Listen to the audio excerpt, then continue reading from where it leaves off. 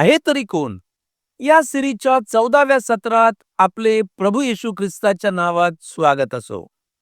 प्रियांनो, प्रभू येशू ख्रिस्त हा देवाचा पुत्र आहे व देवाचा परमप्रिय पुत्र देखील आहे. यावर काही विचार ऐकल्यानंतर आज आपण तो देवाचा एकुलता एक पुत्र आहे यावर मनन करूया.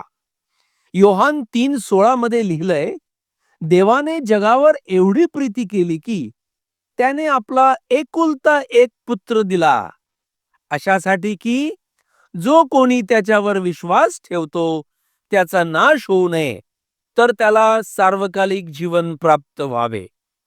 प्रियजन हो, एकुलता एक पुत्र म्हणजे काय हे समजण्यासाठी आपल्याला जुन्या करारात जावे लागेल.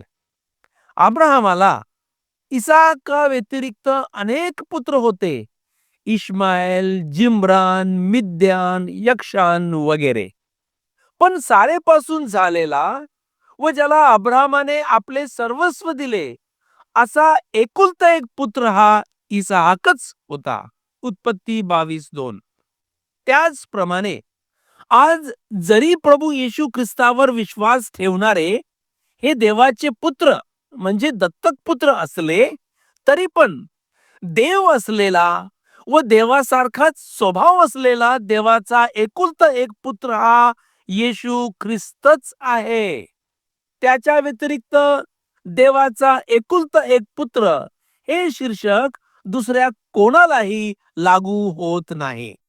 प्रियांनो, आपण सुरुवातीलाच वाचले की देवाने त्याचा एकुलता एक पुत्र दिला.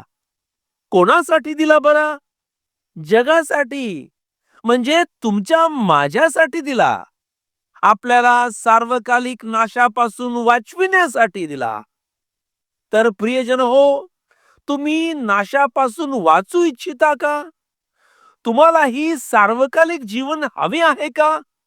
तर चला श्रोते हो, ज्या देवाने आपल्यावरील प्रीती खातर त्याचा एकुलता एक पुत्र दिला त्यावर विश्वास ठेवूया व त्याला अधिक ओळखूया की हा आहे तरी कोण.